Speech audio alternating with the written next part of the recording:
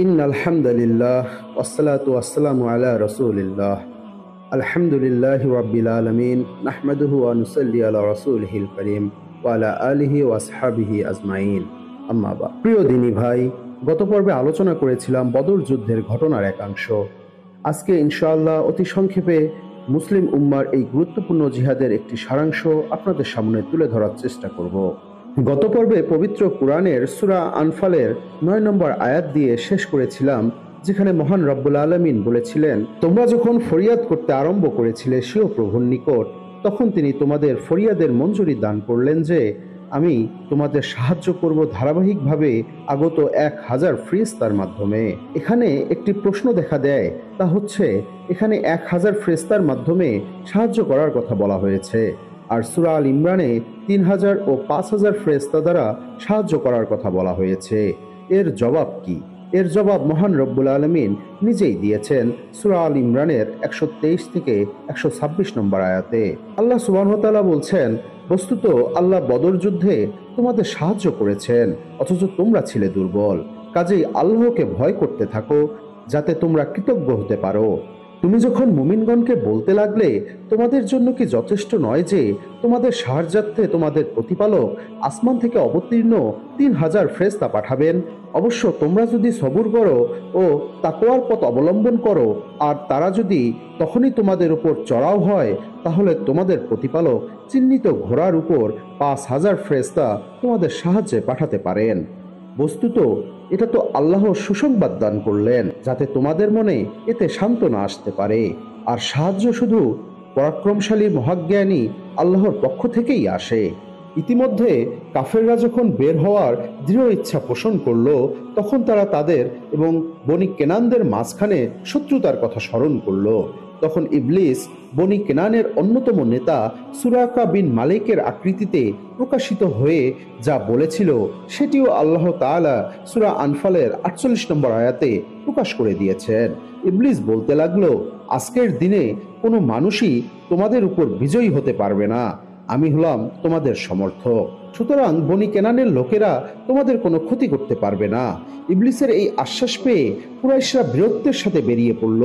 পরিশেষে যখন চূড়ান্ত যুদ্ধ শুরু হয়ে গেল এবং ইবলিস দেখল যে আকাশ থেকে আল্লাহর সৈনিকগণ অবতরণ করছেন, তখন সে পিছন দিক দিয়ে পলায়ন করতে লাগলো।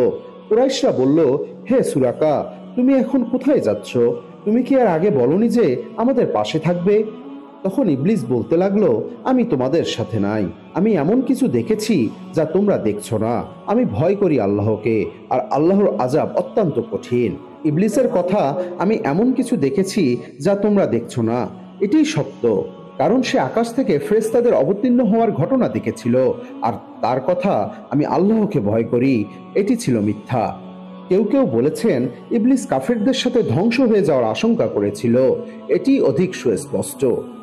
বদরের যুদ্ধ শুরু হওয়ার পূর্বে মুনাফিক এবং ঋষাক্রান্ত হৃদয়ের অধিকারীরা যখন দেখল যে আল্লাহর সৈনিকদের সংখ্যা খুবই কম এবং শত্রুর সংখ্যা খুবই বেশি, তখন তারা ভাবতে লাগলো যে সংখ্যাধিক্যরাই বিজয়ীর মানদণ্ড। তারা বলতে লাগলো, এদের দিন এদেরকে প্রতারিত করেছে। তখন আল্লাহ তাআলা বললেন, আল্লাহর উপর নির্ভেজাল ঈমান এবং ভরসাই বিজয় অর্জনের মাধ্যম। অস্ত্রের প্রাচুর্যতা ও সংখ্যাধিক্যতার কোনো প্রয়োজন নেই। আল্লাহ তাআলা প্রবল শক্তিধর, তাকে পরাজিত করা অসম্ভব। তিনি প্রজ্ঞাময়, যে বিজয়ের হকদার তাকেই তিনি বিজয় দান করেন, যদিও সে শক্তির দিক দিয়ে দুর্বল হয় না কেন। বদর যুদ্ধে বিজয় নিশ্চিত হওয়ার আগ পর্যন্ত মুসলিমদের জন্য যুদ্ধে অংশগ্রহণ করা ছিল নিজেকে মৃত ও ধ্বংসের মুখে ঠেলে দেওয়ার নামান্তর। কেননা বাহ্যিক সব পরিসংখ্যান এই যুদ্ধে মুসলিম বাহিনীর পরাজয় ছিল অবধারিত। কিন্তু ইসলাম ও মুসলিমদের অস্তিত্ব রক্ষায় যারা নিজেদের নিশ্চিত পরাজয় ও মৃত্যুর মুখে সমর্থন করেছিলেন, আল্লাহ দুনিয়া ও আখিরাতে তাদের সম্মানিত করেন। পবিত্র কোরআনে একাধিক আয়াত ও অসংখ্য হাদিস দ্বারা বদর যুদ্ধে অংশগ্রহণকারীদের মর্যাদা প্রমাণিত। যেমন জিবরিল আলাইহি ওয়াসাল্লাম নবী করিম সাল্লাল্লাহু আলাইহি সাল্লামের কাছে এসে জিজ্ঞাসা করলেন, আপনারা বদর যুদ্ধে অংশগ্রহণকারীদের কিভাবে মূল্যায়ন করেন? রাসূলুল্লাহ সাল্লাল্লাহু আলাইহি ওয়াসাল্লাম বললেন, সর্বোত্তম মুসলিম হিসেবে অথবা অনুরূপ কিছু। জিবরাইল আলাইহিস সালাম বললেন, ফেরেশতারাও অনুরূপ মনে করেন। হাদিসটি বুখারী 3771 নম্বর। প্রিয় নবী হযরত মুহাম্মদ সাল্লাল্লাহু আলাইহি ওয়াসাল্লাম বদর যুদ্ধে অংশগ্রহণকারীদের ক্ষমার সুসংবাদ দান করে বললেন, নিশ্চয়ই আল্লাহ তাআলা বদর যুদ্ধে অংশগ্রহণকারীদের ব্যাপারে অবগত আছেন। তিনি বললেন, তোমাদের যা ইচ্ছা করতে পারো, আমি তোমাদের ক্ষমা করে দিয়েছি।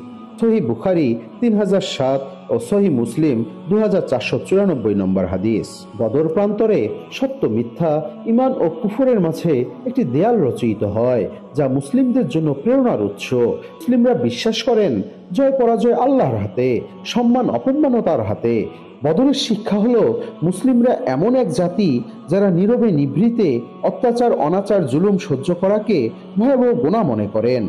প্রয়োজনে জীবন দিয়ে হলেও সমাজে শান্তি শৃঙ্খলা বজায় রাখা তাদের জন্য অন্যতম কর্তব্য।